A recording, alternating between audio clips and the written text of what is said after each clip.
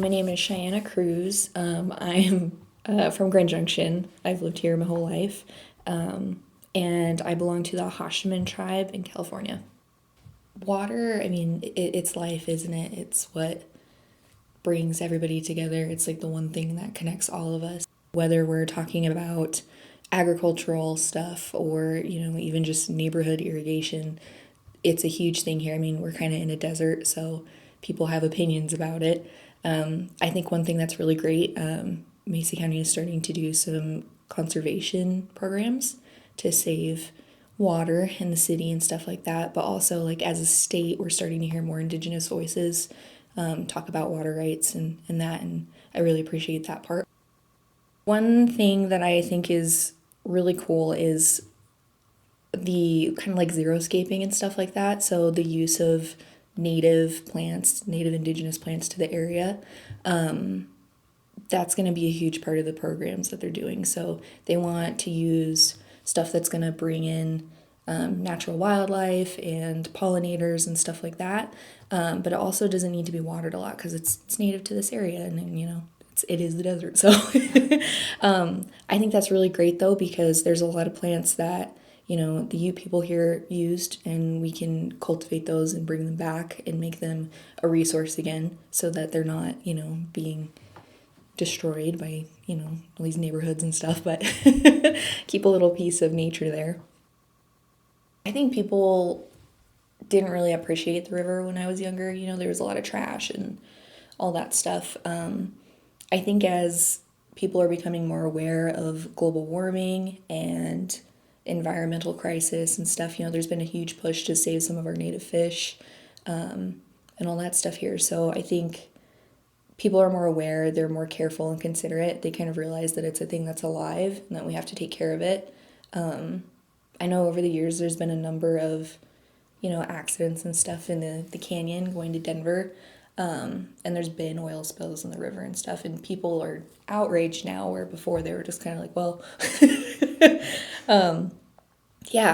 I think also, I mean, I grew up in Clifton specifically, and they use the Colorado River water for all of our, household water and stuff like that. So I think we're probably a little more invested in that aspect too. But I think people nowadays are just a lot more aware of what can happen and how to better take care of it, and also just to be safe and everything like that too. Like, there's a lot of different parts to it.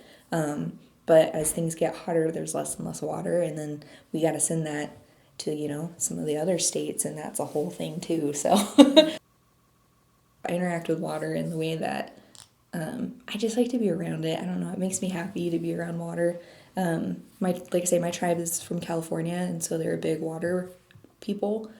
We believe that we're guests here, so we don't own the land. The land is one of the things that made us, and so we try to do our best to take care and respect like nature and stuff. The river is one of our creation stories. They would make baskets and stuff, so the Santa Ana River would flood and cause all of these reed plants to grow, and so that's what we would use to make baskets. Now, unfortunately, they don't grow anymore because the river has been, dammed so many times, and it's stagnant and it's really polluted, and there's not a lot of stuff there. So there's some efforts to try to bring her back, but it's going to take a long time. So I really appreciate the efforts that we make now to try to prevent that from happening.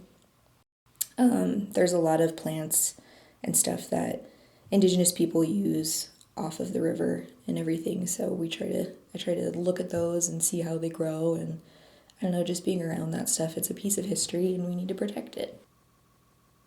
The Mesa is so cool. There's just so many lakes and water features there. It's kind of bizarre.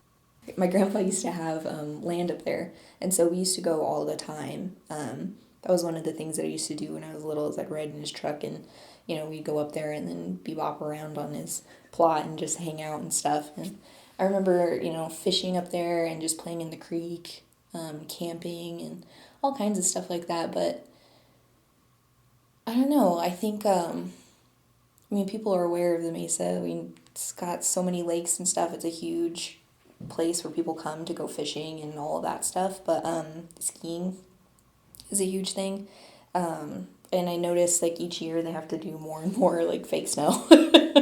So I think the landscape of the Mesa has already changed a lot. I mean, it's not able to have as much snow as it usually does. But then also I think it's just going to keep going that way. The river used to be so big, it used to flood every year and all this stuff. And so, with damming efforts and everything, it's definitely, I don't know, it's made the river a lot more mild, but